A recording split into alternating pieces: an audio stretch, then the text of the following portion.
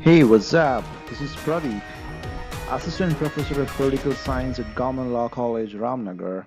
Shout out to Professor Ruma Devi. She is Assistant Professor of Political Science again at Vijayanagar, GFGC Vijayanagar, Bangalore.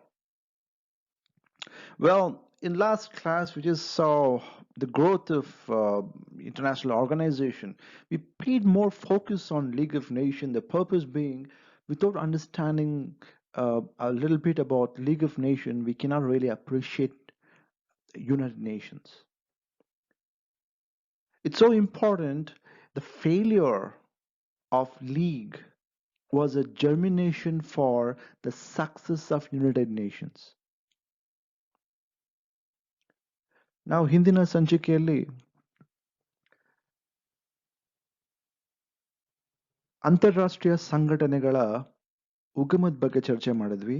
ಅದರಲ್ಲಿ ಅತ್ಯಂತ ಹೆಚ್ಚಾಗಿ ನಾವು league of Nations ಅಥವಾ ರಾಷ್ಟ್ರ ಸಂಘದ ಬಗ್ಗೆ ತಿಳ್ಕೊಳ್ಳೋಕೆ ಪ್ರಯತ್ನ ಪಟ್ವಿ. ರಾಷ್ಟ್ರ ಸಂಘ ಯಾಕೆ ಮಹತ್ವ ಅಂತ ಹೇಳಿದ್ರೆ, ರಾಷ್ಟ್ರ ಸಂಘದ ವಿಫಲತೆ ವಿಶ್ವಸಂಸ್ಥೆಯ ಅಥವಾ United ನೇಷನ್ಸಿನ ಯಶಸ್ಸಾಗಿ ಕಾಣಿಸ್ಕೊಳ್ಳುತ್ತೆ. The lessons learned from the failures of League was a foundation or the bedrock for the successful establishment of United Nations. So, in this session, let us try to understand something about United Nations Organization. ವಿಶ್ವಸಂಸ್ಥೆಯ ಬಗ್ಗೆ ಸಂಕ್ಷಿಪ್ತವಾಗಿ ತಿಳ್ಕೊಳ್ಳಿಕ್ಕೆ ಪ್ರಯತ್ನ ಪಡೋಣ.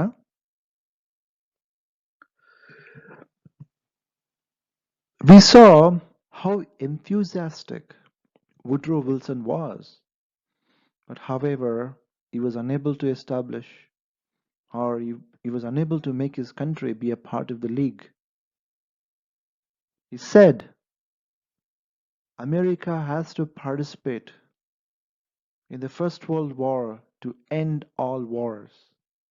He believed that peace is the only way.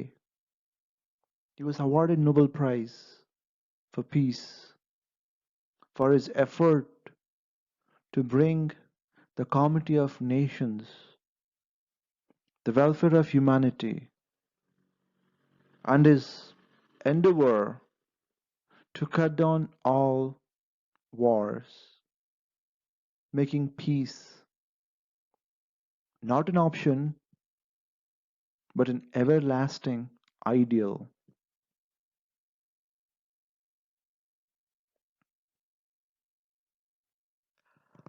Woodrow Wilson ಅವರ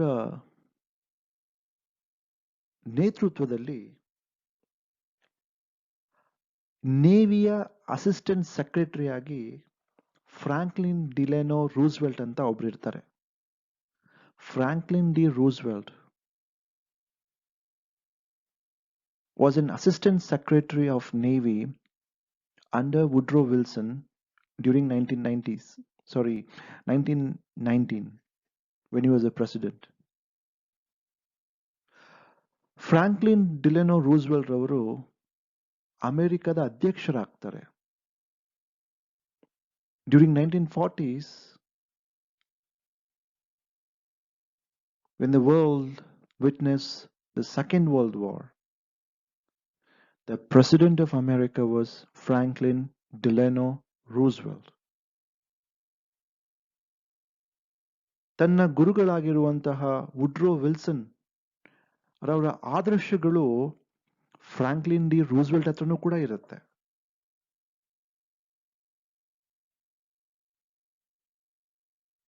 ಆ ಒಂದು ಸಮಯದಲ್ಲಿ America ವಿಫಲವಾಯಿತು. ಆದರೆ ಇವಾಗ ಈ ಸಮಯದಲ್ಲಿ ಯಾವುದೇ ಕಾರಣಕ್ಕೂ ನಾವು ಹಿಂದೆ ಹಾಕೋದ್ ಬೇಡ, ಮುಂದೆ ಸಾಗೋಣ. ಏನಾದರೂ ಆಗಲಿ, ರಾಷ್ಟ್ರ ಸಂಘಕ್ಕಿಂತ ಉನ್ನತ ಮಟ್ಟದ ಒಂದು ವ್ಯವಸ್ಥೆನ ಸ್ಥಾಪಿಸಬೇಕು ಅಂತ ಫ್ರಾಂಕ್ಲಿನ್ ಡಿ ರೂಸ್ವೆಲ್ಟ್ ಅವರು ಬಹಳಷ್ಟು ಶ್ರಮನ ವಹಿಸ್ತಾರೆ. ತಮ್ಗೆಲ್ಲ ಗೊತ್ತು, 1919 ಆದ್ಮೇಲೆ ಅಮೆರಿಕ ಏಕಾಂಗಿ ಆಗಕ್ಕೆ ಶುರು ಆಗುತ್ತೆ. It will not participate in any of European affairs. However, ವಿಶ್ವದ ಎರಡನೇ ಯುದ್ಧ 1939ರಲ್ಲಿ ಆರಂಭವಾದ್ರೂ ಕೂಡ ಅಮೆರಿಕ ತಲೆ ಕೆಡಿಸ್ಕೊಳ್ಳೋದಿಲ್ಲ. America will not involve when the second world war broke out in 1939. It was a mere bystander. ಆದರೆ ರೋಮ್, ಬರ್ಲಿನ್, ಟೋಕಿಯೋ ಆಕ್ಸಿಸ್ ಅಂತೇನಿತ್ತು, ಜರ್ಮನಿ, ಇಟಾಲಿ ಮತ್ತು ಜಪಾನ್ ಇಡೀ ವಿಶ್ವವನ್ನೇ ಸಂಹಾರ ಮಾಡಬೇಕು, ಇಡೀ ವಿಶ್ವನೇ ಕಂಟ್ರೋಲ್ ಮಾಡಬೇಕು ಅಂತ ಆದರ್ಶಗಳನ್ನ ಇಟ್ಕೊಂಡಿರ್ತಾರೋ, ಆ ಒಂದು ಹಿನ್ನೆಲೆಯಲ್ಲಿ ಜಪಾನ್ ಏನ್ ಮಾಡತ್ತೆ ಅಂತ ಹೇಳಿದ್ರೆ, ಪೆಸಿಫಿಕ್ ಸಮುದ್ರದಲ್ಲಿ, ಪೆಸಿಫಿಕ್ ಮಹಾಸಾಗರದಲ್ಲಿ, ಇನ್ ದ ಪೆಸಿಫಿಕ್ ಓಷನ್, ಅಮೆರಿಕಾದ ಸಣ್ಣ ದ್ವೀಪ ಹವಾಯ್, ಹವಾಯಲ್ಲಿ ಒಂದು ಚಿಕ್ಕ ಜಾಗ ಉಂಟು, ನೇವಲ್ ಬೇಸ್, ಅದು ಪರ್ಲ್ ಹಾರ್ಬರ್ ಅಂತ. ತನ್ನ ಯುದ್ಧ ವಿಮಾನಗಳನ್ನು ತಗೊಂಡು ಪರ್ಲ್ ಹಾರ್ಬರ್ನಲ್ಲಿ ಬೆಳಗಿನ ಜಾವ, ಅರ್ಲಿ ಮಾರ್ನಿಂಗ್ ದಾಳಿ ಮಾಡ್ತಾರೆ, ಸರ್ವನಾಶ ಮಾಡಾಕ್ತಾರೆ. ಈ ಪರ್ಲ್ ಹಾರ್ಬರ್ ಘಟನೆ 1941ರಲ್ಲಿ ಆಗುತ್ತೆ. ಆ ಘಟನೆ ಆದ ನಂತರದಲ್ಲಿ America cannot sit quiet. So they will enter the war. After the incident of Pearl Harbor, in which Japanese bombers bombarded the Hawaiian island, the port city of Pearl Harbor was demolished by Japanese aviators in 1941, which brought United States to the forefront of the Second World War. Franklin D. Roosevelt, Woodrow Wilson ತರಾನೇ ಇನ್ನಷ್ಟು ಶ್ರಮದಿಂದ America ಎರಡನೇ ಮಹಾಯುದ್ಧದಲ್ಲಿ participate ಮಾಡಿ ಈ ಯುದ್ಧವನ್ನು ಸಂಪೂರ್ಣವಾಗಿ ಅಂತ್ಯ ಮಾಡಬೇಕು ಎಂಬ ಒಂದು ಘಂಟಾಘೋಷವಾಗಿರುವಂತಹ ಚಿಂತನೆ ಇಟ್ಕೊಂಡು ನುಗ್ತಾರೆ. They came out with all resources. ಯುದ್ಧಕ್ಕೆ ಸಂಬಂಧಪಟ್ಟಂತ ಎಲ್ಲ ಸಂಪನ್ಮೂಲಗಳನ್ನ ತಗೊಂಡು ಬ್ರಿಟನ್, ಸೋವಿಯತ್ ಯೂನಿಯನ್, ಫ್ರಾನ್ಸ್,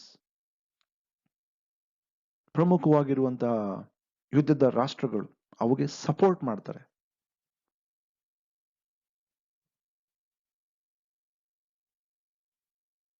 ಈ ಒಂದು ಮೈತ್ರಿಕೂಟಕ್ಕೆ ಅಮೆರಿಕ ಕಾಲಿಟ್ಟಾಗ ಆ ವುಡ್ರೋ ವಿಲ್ಸನ್ ಮನಸ್ಸಿನಲ್ಲಿತ್ತಲ್ಲ, ನಾನು ಒಳ್ಳೆಯ ಅಂತಾರಾಷ್ಟ್ರೀಯ ಸಂಘಟನೆಯನ್ನ ಕಟ್ಟಬೇಕು ಅಂತ ಇತ್ತಲ್ಲ, ಆ ಚಿಂತನೆ ಮತ್ತೆ ಬೆಳಕನ್ನು ಕಾಣುವಂತಹ ಸಮಯ ಬರುತ್ತೆ. ಬ್ರಿಟನ್ನಲ್ಲಿರುವಂತಹ ಪ್ರಧಾನಮಂತ್ರಿ, ಆ ಒಂದು ದೇಶದ ಯುದ್ಧದ ಧೀಮಂತ ನಾಯಕನಾಗಿರುವಂತಹ Winston Churchill. Sir Winston Churchill was a Prime Minister of Britain during the war times. Franklin Roosevelt approached Winston Churchill and told him his intention to establish United Nations after the war. ಯುದ್ಧದ ನಂತರ ವಿಶ್ವಸಂಸ್ಥೆನ ಸ್ಥಾಪನೆ ಮಾಡೋಣ ಅಂದ್ಬಿಟ್ಟು Winston ಚರ್ಚಿಲ್ನ ಕೇಳ್ತಾರೆ Roosevelt ರವರು. Of course ಚರ್ಚಿಲ್ಗೆ ಇಷ್ಟ ಇರೋದಿಲ್ಲ, but ಆದ್ರೂ ಕೂಡ ಅಮೆರಿಕದ ಬಹಳಷ್ಟು ಸಂಪನ್ಮೂಲಗಳು ಯುದ್ಧದಲ್ಲಿ ಇರುತ್ತೆ. They supported Britain like anything. They bot ಬಾಂಬರ್ಸ್, truckloads and shiploads of ammunition, and soldiers who are ready to sacrifice in Europe, far away from their home country, in support of Britain, Soviet Union, France, in support of democracy and free people against German aggression, against Hitler. ಇದನ್ನು ನೋಡಿದಾಗ Churchill ರವರು ತಬ್ಬಿಬ್ಬಾಗ್ತಾರೆ. ಹೌದು, ನಾನು support ಮಾಡ್ತೀನಿ ಅಂತ ಅವ್ರು ಹೇಳ್ತಾರೆ. ಆದ್ರೆ ಯುದ್ಧ ಮುಗಿಯುತ್ತೆ. ಯುದ್ಧ ಮುಗಿಯುವಂತ ಸಮಯದಲ್ಲಿ ರೂಸ್ವೆಲ್ಟ್ ಇರೋದಿಲ್ಲ.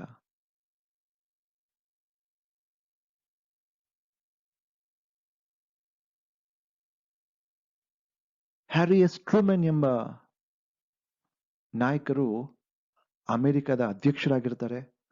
ಅವರು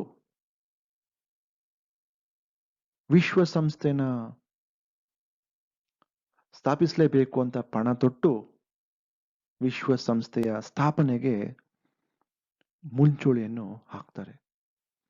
ಅದೇ ರೀತಿಯಲ್ಲಿ ಮತ್ತೊಬ್ಬ ನಾಯಕ ಆ ಒಂದು ಸಮಯದ ಸೋವಿಯತ್ ಯೂನಿಯನ್ನಿನ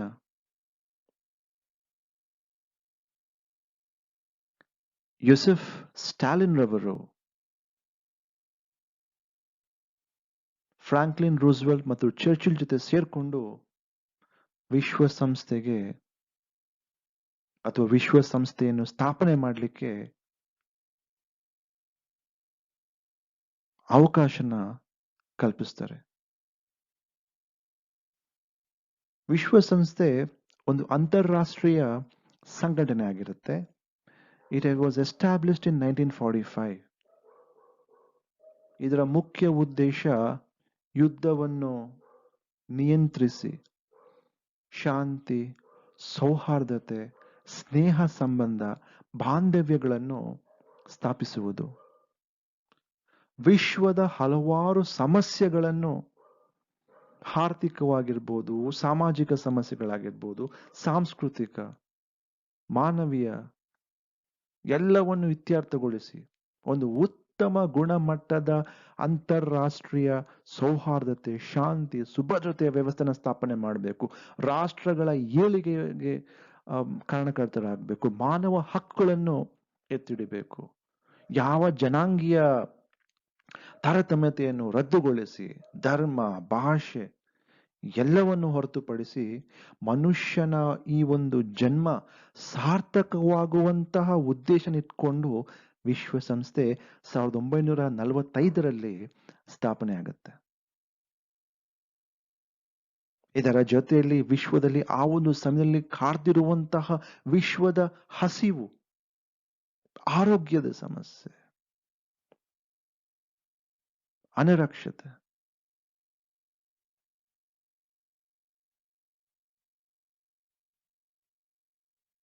ಆರ್ಥಿಕ ಬೆಳವಣಿಗೆ, ರೆಫ್ಯೂಜಿಗಳನ್ನು ರಕ್ಷಿಸುವುದು, ನೊಂದ ರಾಷ್ಟ್ರಗಳಿಗೆ ಸ್ಪಂದಿಸುವುದು, ಆತಂಕವಾದನ ನಾಶಿಸುವುದು, ಅಣು ಅಸ್ತ್ರಗಳನ್ನ ಮಿತಗೊಳಿಸುವುದು, ಸಂಸ್ಕೃತಿಯನ್ನು ಕಾಪಾಡುವಂಥದ್ದು, ಅಂತಾರಾಷ್ಟ್ರೀಯ ಕಾನೂನುಗಳನ್ನ ಎತ್ತಿಡುವಂಥದ್ದು. Main purpose of establishing United Nations was to secure and promote the friendly relations between the countries, to promote human rights, to protect the culture, and to guarantee freedom and protection for all, irrespective of race, language, religion. Other important aspect of United Nations was to reduce hunger, poverty, eradicate disease from the world, try to find a solution for illiteracy, and to promote economic development and sustainable development. Refugee issues was also addressed. To uphold international law.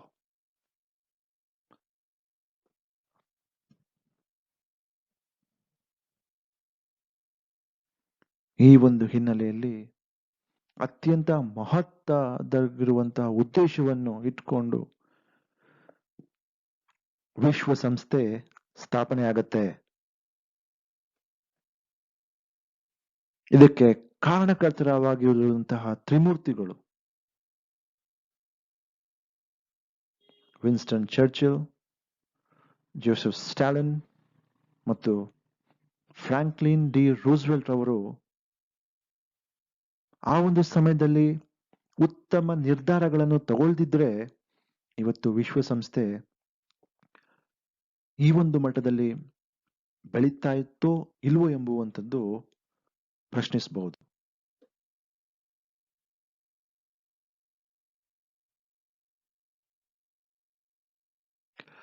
June 26ರಂದು 1945ರಲ್ಲಿ ಸ್ಥಾಪಿಸಲಾಗಿರುವಂತಹ ವಿಶ್ವಸಂಸ್ಥೆಗಿಂತ ಸ್ಥಾಪನೆ ಆಗೋಕ್ಕಿಂತ ಮುಂಚಿತವಾಗಿ San ಫ್ರಾನ್ಸಿಸ್ಕೋವಿನ ಸಮ್ಮೇಳನ ನಡೆಯುತ್ತೆ.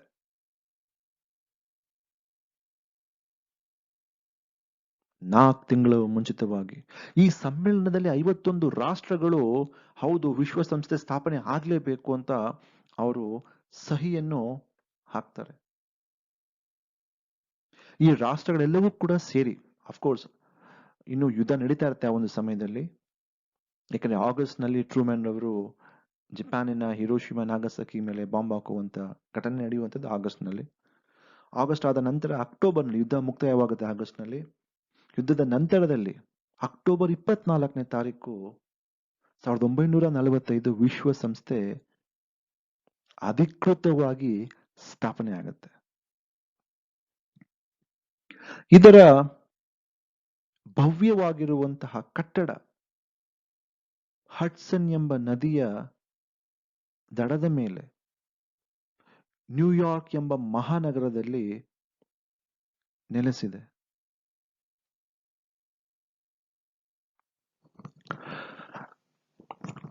ಇವತ್ತು 193 ರಾಷ್ಟ್ರಗಳನ್ನು ಹೊಂದಿರುವಂತಹ ಅಂತಾರಾಷ್ಟ್ರೀಯ ಸಂಘಟನೆ ಇದಾಗಿದೆ.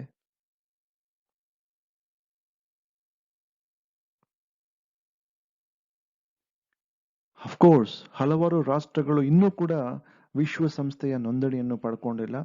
ಅಂತಹ ರಾಷ್ಟ್ರಗಳು ಆಸಕ್ತಿ ಇದ್ರೆ ವಿಶ್ವಸಂಸ್ಥೆನ ಅಪ್ರೋಚ್ ಮಾಡಿ ನೋಂದಣಿ ಆಗುವಂತ ಸಾಧ್ಯತೆಗಳು ಕೂಡ ಇದೆ. ವಿಶ್ವಸಂಸ್ಥೆಯ ಮುಖ್ಯ ಗುರಿಗಳೇನೇನು ಅಂತ ಹೇಳಿದ್ರೆ, ಈಗಾಗಲೇ ನಾವು ಚರ್ಚೆ ಮಾಡ್ದಂಗೆ ಮಾನವ ಹಕ್ಕುಗಳ ಬಗ್ಗೆ ಚರ್ಚೆ ಮಾಡುವಂಥದ್ದು, ಅಂತಾರಾಷ್ಟ್ರೀಯ ಸೌಹಾರ್ದತೆ ಭದ್ರತೆಯನ್ನು ಕಾಪಾಡುವಂಥದ್ದು, ಆರ್ಥಿಕ, ಸಾಮಾಜಿಕ, ಸಾಂಸ್ಕೃತಿಕ ಮತ್ತು ಇದರ ಮಾನವೀಯತೆಗೆ ಸಂಬಂಧಪಟ್ಟಂತಹ ಏನೇ ಸಮಸ್ಯೆಗಳಿದ್ರೂ ಕೂಡ ಅದನ್ನ ಅಂತಾರಾಷ್ಟ್ರೀಯ ಸಹಕಾರದೊಂದಿಗೆ ಸಾಲ್ವ್ ಮಾಡುವಂಥದ್ದು, to foster cooperation between the nations and also restore faith and upheld human rights values, and also try to eradicate most of the problems facing the world, whether be it a sociological problems, cultural problems, or any problems which is actually inhibiting the humanity. And also trying to create some kind of understanding between the nations to foster international agreements and to create a conducive atmosphere where nations thrive. And also, as we discussed in previous classes, the main problem of the country is not trusting each other. If we don't trust other country, we are endured to go for war, to have serious problems. That United Nations is trying to prevent by trying to give a platform where the countries will come together and build trust among them. ಪರಸ್ಪರ ಅಪನಂಬಿಕೆಗಳನ್ನು ರದ್ದುಗೊಳಿಸಿ ಉತ್ತಮ ಬಾಂಧವ್ಯಗಳನ್ನು ಸೃಷ್ಟಿ ಮಾಡುವಂಥದ್ದೇ ವಿಶ್ವಸಂಸ್ಥೆಯ ಮತ್ತೊಂದು ಪ್ರಮುಖ ಗುರಿಯಾಗಿ ಕಾಣಿಸ್ಕೊಳ್ಳುತ್ತೆ. ವಿಶ್ವಸಂಸ್ಥೆ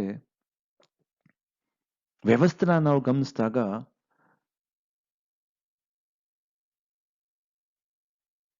ಅತ್ಯಂತ ಮುಖ್ಯವಾಗಿ ಸಾಮಾನ್ಯ ಸಭೆ, ಜನರಲ್ ಅಸೆಂಬ್ಲಿ, ಭದ್ರತಾ ಮಂಡಳಿ, ಸೆಕ್ಯೂರಿಟಿ ಕೌನ್ಸಿಲ್, ಆರ್ಥಿಕ ಮತ್ತು ಸಾಮಾಜಿಕ ಸಮಿತಿ, ಎಕನಾಮಿಕ್ ಅಂಡ್ ಸೋಷಿಯಲ್ ಕೌನ್ಸಿಲ್,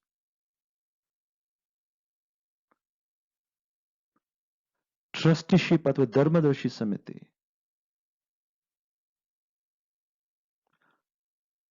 ಅಂತಾರಾಷ್ಟ್ರೀಯ ನ್ಯಾಯಾಲಯ, international court of justice, that was there during the league, ಮತ್ತು ಸಚಿವಾಲಯ, ಸೆಕ್ರೆಟರಿಯೇಟ್. ಈ ಒಂದು ವ್ಯವಸ್ಥಾತ್ಮಕ ರೀತಿಯಲ್ಲಿ ವಿಶ್ವಸಂಸ್ಥೆ ತನ್ನೆಲ್ಲ ಕಾರ್ಯಾಚರಣೆಗಳನ್ನ ನೆರವೇರಿಸ್ಕೊಂಡ್ ಬಂದಿದೆ. ಆದರೆ ಇವತ್ತಿಗೆ ಈ ಭದ್ರತಾ ಮಂಡಳಿ ಎಂಬುವಂಥದ್ದು ಕಾರ್ಯನಿರ್ವಹಿಸ್ತಾ ಇಲ್ಲ. ಅಫ್ಕೋರ್ಸ್ ಹೆಸರಿಗಿದೆ, ಬಟ್ ಆದರೆ ಅದು ಅಮ್, ಇವತ್ತಿನ ಒಂದು ಸಮಯದಲ್ಲಿ ಏನು ಕೆಲಸ ಮಾಡ್ತಾ ಇಲ್ಲ.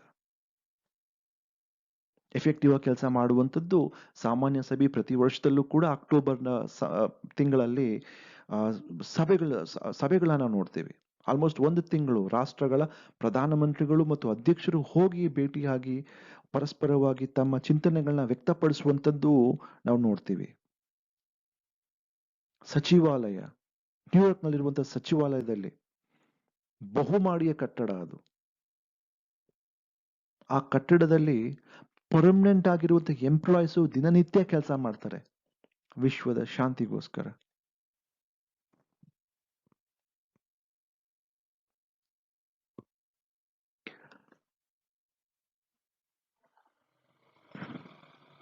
General Assembly is open to all members. Whoever becomes a member of United Nations are members of General Assembly. And every country sends 5 representatives. 5 ಪ್ರತಿನಿಧಿಗಳನ್ನ ಪ್ರತಿ ರಾಷ್ಟ್ರವು ಆ ಒಂದು ಸಾಮಾನ್ಯ ಸಭೆಗೆ ಕಳಿಸಲಾಗತ್ತೆ. ಆದ್ರೆ ವೋಟ್ ಮಾಡುವಂತ ಸಮಯದಲ್ಲಿ ಒಂದು ರಾಷ್ಟ್ರಕ್ಕೆ ಒಂದೇ ಒಂದು vote. Though there are representative, more than one representative who represents a country in the General Assembly, when they go for a voting, they have only one vote.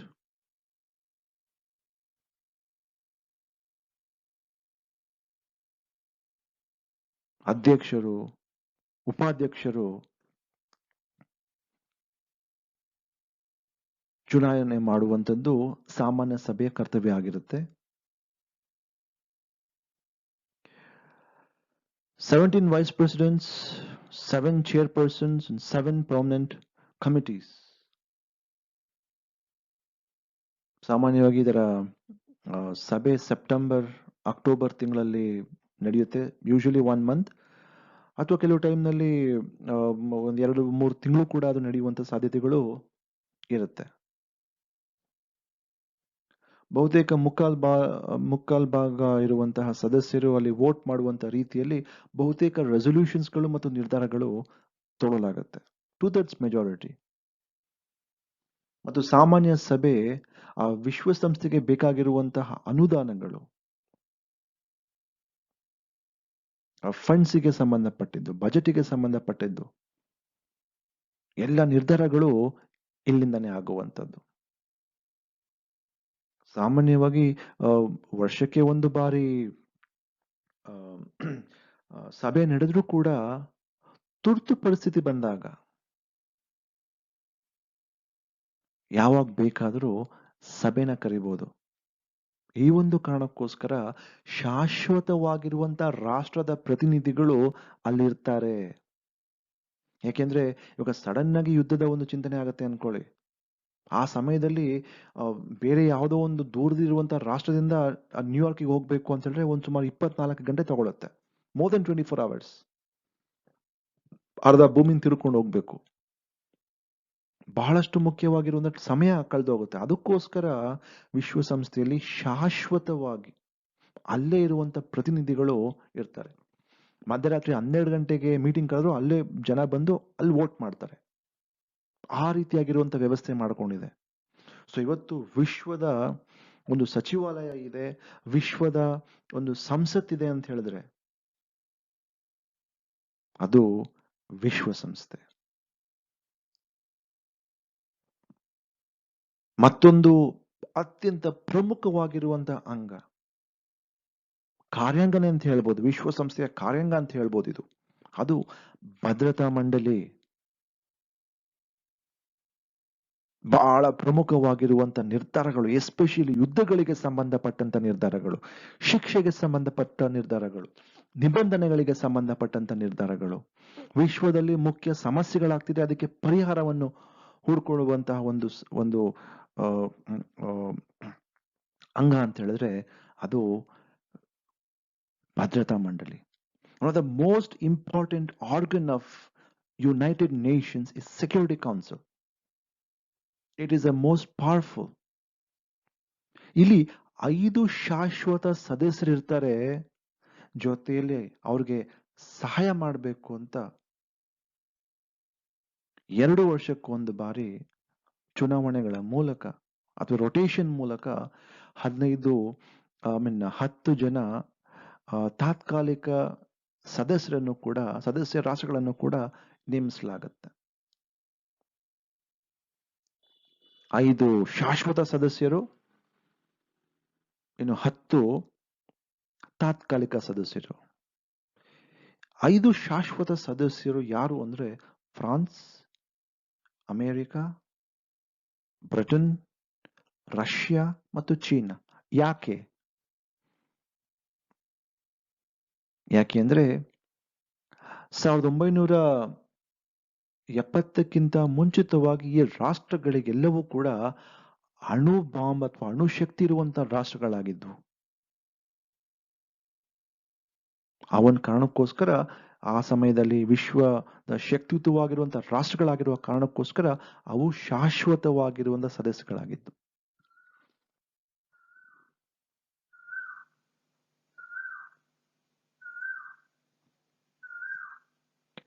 ಆದ್ರೆ ಏನೇ ನಿರ್ಧಾರಗಳು ತಗೊಂಡ್ರೂ ಕೂಡ ಈ ಭದ್ರತಾ ಮಂಡಳಿಯಲ್ಲಿ ಈ 5 ರಾಷ್ಟ್ರಗಳು ಒಟ್ಟಾಗಿ ಒಪ್ಪಿಗೆ ಕೊಡಬೇಕು.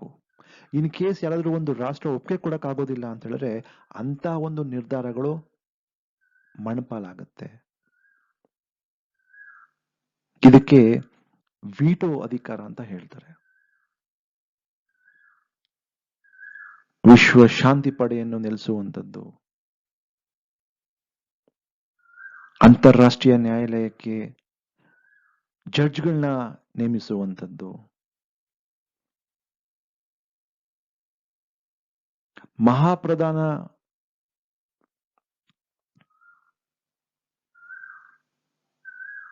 ಅಧ್ಯಕ್ಷರು ಮಹಾಪ್ರಧಾನ ಕಾರ್ಯದರ್ಶಿಗಳು ಅವ್ರನ್ನ ನೇಮಿಸುವಂಥದ್ದು, ವಿಶ್ವದ ಪ್ರಮುಖ ವಿವಾದಗಳನ್ನು ಇತ್ಯರ್ಥಗೊಳಿಸುವಂಥದ್ದು ಎಲ್ಲವೂ ಕೂಡ ಮಾಡುತ್ತೆ. It nominates Secretary General, it selects the judge for International Court of Justice, it maintains and deploys the peacekeeping force, it uses veto power to get unanimous decisions among the 5 permanent members.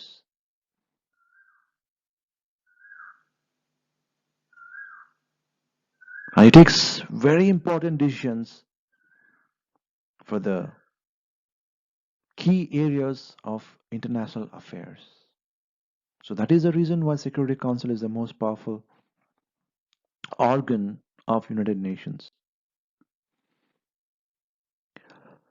Economic and social councils, the main purpose of ಆರ್ಥಿಕ ಮತ್ತು ಸಾಮಾಜಿಕ ಸಮಿತಿ ಇದೇನಪ್ಪ ಅಂದ್ರೆ ಈ ಅರ್ಥ ವ್ಯವಸ್ಥೆ, ಸಾಮಾಜಿಕ, ಸಾಂಸ್ಕೃತಿಕ, ಶೈಕ್ಷಣಿಕ, ಆರೋಗ್ಯ ಮತ್ತು ಇತರ ಸಾಮಾನ್ಯವಾಗಿರುವಂತಹ ವಿಷಯಗಳ ಬಗ್ಗೆ ಚರ್ಚೆ ಮಾಡುವಂಥದ್ದು, ವರದಿಗಳನ್ನ ಸಂಗ್ರಹಿಸುವಂಥದ್ದು ಮತ್ತು ಸಾಮಾನ್ಯ ಸಭೆ ಮತ್ತು ಇತರ ರಾಷ್ಟ್ರಗಳಿಗೆ ಅದನ್ನ ಶೇರ್ ಮಾಡುವಂಥದ್ದು, ಒಂದು ದೇಶದನ್ನು ಬಿಟ್ಟು ಬೇರೆ ದೇಶಕ್ಕೆ ಹೋಗಿರುವಂತ ಎಸ್ಪೆಷಲಿ ಯುದ್ಧದ ಸಮಯದಲ್ಲಿ ಒಂದು ರಾಜ್ಯದಲ್ಲಿ ಯುದ್ಧ ಆಗ್ತಿದೆ ಅಂತ ಹೇಳಿದ್ರೆ ಆ ಯುದ್ಧವನ್ನು ತಡಿಲಾರದೆ ಆ ಊರನ್ನೇ ಬಿಟ್ಟು ಹೋಗುವಂತಹ ಜನರನ್ನು ಸಂರಕ್ಷಿಸುವಂಥದ್ದು ಕೂಡ ಇದು ಎಕನಾಮಿಕ್ಸ್ ಅಂಡ್ ಸೋಷಿಯಲ್ ಕೌನ್ಸಿಲ್ ಕೆಲಸ ಮಾಡುತ್ತೆ. ಮಹಿಳೆಯರ ಗೌರವ ಮತ್ತು ಘನತೆಯನ್ನು ಎತ್ತಿ ಹಿಡಿಯುವಂಥದ್ದು, ಮಾನವ ಹಕ್ಕುಗಳ ಬಗ್ಗೆ ಚಿಂತನೆ, ಸ್ವತಂತ್ರದ ಚಿಂತನೆ, ಮಾನವ ಸಂಪನ್ಮೂಲ, ಶಿಕ್ಷಣ, ಎಲ್ಲದರ ಬಗ್ಗೆನೂ ಕೂಡ ಸಾಮಾನ್ಯವಾಗಿ ಈ ಒಂದು ಸಮಿತಿ ನಿರ್ಧಾರಗಳನ್ನ ತಗೊಳುತ್ತೆ, ವರದಿಗಳನ್ನ ಸಂಗ್ರಹಿಸುತ್ತೆ ಮತ್ತು ಇತರ ವಿವಿಧ ಅಂಗಗಳು, example ILO, food and agriculture organisation, WHO, ಇನ್ನೂ ಇತರ ಅಂಗಗಳ ಜೊತೆ ತನ್ನ ಚಿಂತನೆಗಳನ್ನ, ತನ್ನ ವರದಿಗಳನ್ನ ಶೇರ್ ಮಾಡ್ಕೊಳ್ಳುತ್ತೆ. ಧರ್ಮದರ್ಶಿ ಸಮಿತಿ ಆ ಒಂದು ಸಮಯದಲ್ಲಿ ಆ, ಹೊಸದಾಗಿ ಸ್ಥಾಪನೆ ಆಗಿರುವಂತ ರಾಜ್ಯಗಳು ಅಥವಾ ಸ್ವಲ್ಪ ಅಬಲೆ ರಾಜ್ಯಗಳ ಬಗ್ಗೆ ಅಬಲೆ ರಾಷ್ಟ್ರಗಳಿದ್ದಾಗ ಆ ರಾಷ್ಟ್ರಗಳು ತನ್ನಷ್ಟಕ್ಕೆ ತಾನೇ ಆ, ಸ್ಥಿರವಾಗಿರೋಕ್ಕಾಗೋದಿಲ್ಲ. ಅವ್ರಿಗೆ ಬಹಳಷ್ಟು ಅನುದಾನ ಬೇಕಾಗತ್ತೆ. ಅವ್ರಿಗೆ ಆ, ಇನ್ನಿತರ ಸೌಲಭ್ಯಗಳು ಬೇಕಾಗತ್ತೆ. ಅದನ್ನ ನೋಡ್ಕೊಳ್ಳುವಂತ ಜವಾಬ್ದಾರಿ ಈ ಧರ್ಮದರ್ಶಿ ಸಮಿತಿ ಮಾಡ್ತಾ ಇತ್ತು. ಆದ್ರೆ ಇವತ್ತಿನ ಸಮಯದಲ್ಲಿ ಇದು ಕಾರ್ಯೋನ್ಮುಖವಾಗಿ ಕೆಲಸ ಮಾಡಿದೆ. ಆಲ್ಮೋಸ್ಟ್ 30 ವರ್ಷಗಳಾಗೋಯ್ತು. ಲಾಸ್ಟ್ ಆಗಿರುವಂತದ್ದು 1990ರ ಒಂದು ದಶಕದಲ್ಲಿ ಅದು ಸ್ವಲ್ಪ ಮಟ್ಟಿಗೆ ಕೆಲಸ ಮಾಡ್ತಿದ್ದು. ಬಟ್ ಆದ್ರೆ ಒಂದು 30 ವರ್ಷಗಳ ಕಾಲದಿಂದ ಆ, ಧರ್ಮದರ್ಶಿ ಸಮಿತಿ ಏನು ಕಾರ್ಯಗಳು ಮಾಡ್ತಾ ಇಲ್ಲ. So ಅದಕ್ಕೋಸ್ಕರ it is become inactive now. It was only no it's like a big brother of and just emerging countries who are not depend who needs a lot of assistance. So therefore it is not functional now. ಅಂತಾರಾಷ್ಟ್ರೀಯ ನ್ಯಾಯಾಲಯವು ಕೂಡ ಬಹಳ ಮಹತ್ತರವಾಗಿರುವಂತಹ ಒಂದು ಅಂಗ. ರಾಷ್ಟ್ರಗಳ ವಿವಾದಗಳನ್ನ ನ್ಯಾಯ ಪಂಚಾಯಿತಿಗಳ ಮೂಲಕ, ನ್ಯಾಯ ದೇಗುಲದ ನಿರ್ದೇಶನಗಳ ಮೂಲಕ ಇತ್ಯರ್ಥಗೊಳಿಸುವಂಥದ್ದು ಅಂತಾರಾಷ್ಟ್ರೀಯ ನ್ಯಾಯಾಲಯ ಮಾಡ್ತಾ ಇದೆ. ಈ ಒಂದು ಅಂಗದಲ್ಲಿ 15 ನ್ಯಾಯಾಧೀಶರು ಇರ್ತಾರೆ. ಪ್ರತಿ ನ್ಯಾಯಾಧೀಶರು 9 ವರ್ಷದವರೆಗೂ ಕೂಡ ಕೆಲಸ ಮಾಡ್ತಾರೆ. ಈ ನ್ಯಾಯಾಲಯದ ಕೇಂದ್ರ ಕಚೇರಿ ನೆದರ್ಲ್ಯಾಂಡ್ ಅಲ್ಲಿ ಇರುವಂತಹ ಹೇಗ್ ನಗರದಲ್ಲಿ ಕಾಣಿಸ್ಕೊಳ್ಳುತ್ತೆ. ಇದ್ರ ಜೊತೆಯಲ್ಲಿ ಇನ್ ಕೇಸ್ ರಾಷ್ಟ್ರಗಳಿಗೇನಾದ್ರೂ ನ್ಯಾಯಕವಾಗಿರುವಂತಹ ಸಲಹೆಗಳು ಬೇಕಾಗಿದ್ರೆ ಅದನ್ನು ಕೂಡ ಅಂತಾರಾಷ್ಟ್ರೀಯ ನ್ಯಾಯಾಲಯ ಇತ್ಯರ್ಥಗೊಳಿಸುತ್ತೆ.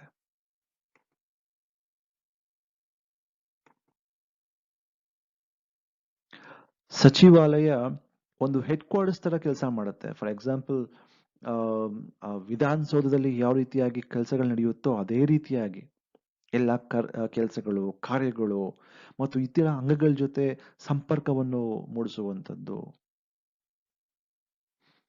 ಬಜೆಟ್ಗೆ ಸಂಬಂಧಪಟ್ಟಿರುವಂಥದ್ದು, ಯಾವ ಅಂಗಕ್ಕೆ ಎಷ್ಟು ಅನುದಾನ ಕೊಡಬೇಕು, ಕೆಲಸಗಳು ಏನೇನು ಆಗ್ತಾ ಇದೆ, ಒಂಥರ ಕ್ಲರಿಕಲ್ ಆಫೀಸ್ ತರ ಅದು ಕೆಲಸ ಮಾಡುತ್ತೆ. It is one of the main liaison organ of United Nations. ಈ ಅಂಗದ ಮುಖ್ಯಸ್ಥರು ಜನರಲ್ ಸೆಕ್ರೆಟರಿ, ಪ್ರಧಾನ ಮಹಾಕಾರ್ಯದರ್ಶಿಗಳು.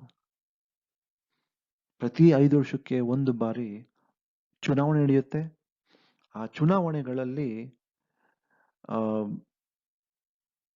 ಎಲ್ಲರ ಒಂದು ಸಮ್ಮುಖದಲ್ಲಿ ನಡೆಯುವಂತಹ ಚುನಾವಣೆಯ ಮುಖಾಂತರ ಜನರಲ್ ಸೆಕ್ರೆಟರಿನ ಎಲೆಕ್ಟ್ ಮಾಡಲಾಗುತ್ತೆ.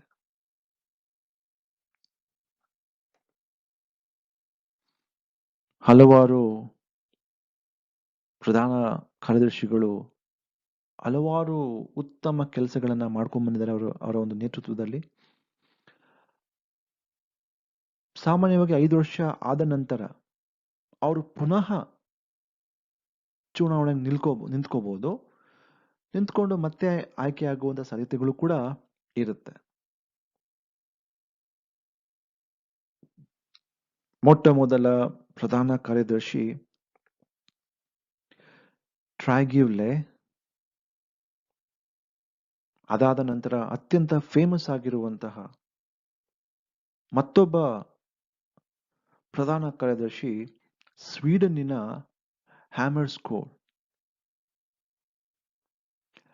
ಹ್ಯಾಮರ್ಸ್ಕೋಚ್ ನಂತರ ಬರ್ಮಾದ ಯುಥಾಂತ್ ಹಾಕ್ತಾರೆ, ಆಸ್ಟ್ರಿಯಾದ ವಾಲ್ಹೆಮ್, ಆಮೇಲೆ ದಿ ಕಲೂರ್ ಅವರು 1988ರಿಂದ 91ರವರೆಗೂ ಮಹಾಪ್ರಧಾನ ಕಾರ್ಯಶೀಲಾಗಿರ್ತಾರೆ. ಆಮೇಲೆ ಈಜಿಪ್ಟಿನ ಬುತ್ರೋಸ್ ಗಾಲಿ, ಕೋಫಿ ಅನನ್ ಮುಂಚಿತವಾಗಿ ಅಧ್ಯಕ್ಷರಾಗ್ತಾರೆ. ಕೋಫಿ ಆನನ್ ರವರು, ಘಾನಾದ ಕೋಫಿ ಆನನ್ ರವರು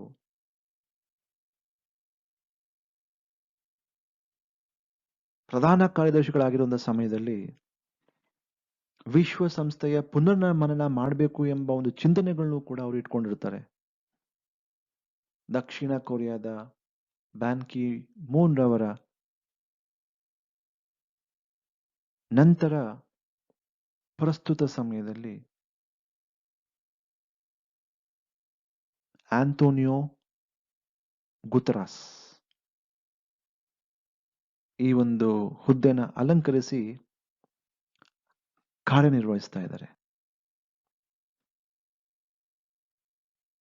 ಹೀಗೆ ಅಂತಾರಾಷ್ಟ್ರೀಯ ಸಂಘಟನೆ, ಅದರ ಪರಿಕಲ್ಪನೆ ಆಧುನಿಕ ಯುಗದಲ್ಲಿ ವೆಸ್ಟ್ಫೇಲಿಯಾದಿಂದ ಆರಂಭವಾಗಿ 1945ರ ವಿಶ್ವಸಂಸ್ಥೆಯ ಆರಂಭದ ಸಮಯದಲ್ಲಿ ಇನ್ನೂ ಕೂಡ ಇವತ್ತಿನ ಸಮಯದಲ್ಲಿ ಉತ್ತಮ ಕಾರ್ಯಚಟುವಟಿಕೆಗಳನ್ನ ಮಾಡ್ಕೊಂಡ್ಬಂದು ವಿಶ್ವದಲ್ಲಿ 3ನೇ ಮಹಾಯುದ್ಧ ಆಗದಂತೆ ತಡೆದು ವಿಶ್ವಶಾಂತಿ, ಸೌಹಾರ್ದತೆಗೆ ಮುಂಚೂಣಿಯಲ್ಲಿ ಕೆಲಸ ಮಾಡ್ತಾ ಇದೆ. The whole concept of international organization that faintly emerged during Westphalia concluded in 1945 by the inauguration of United Nations. At present, with 193 members, most of the civilized nations of the world being a member, it is doing an amazing job of preventing the world simmering into a third world war, initiating values, trusts among the members, and trying to find solutions for the problems faced by the world. ಇನ್ನಷ್ಟು ಚಿಂತನೆಗಳೊಂದಿಗೆ ಮುಂದಿನ ಸಂಚಿಕೆಯಲ್ಲಿ ಭೇಟಿಯಾಗೋಣ. ನಮಸ್ಕಾರ.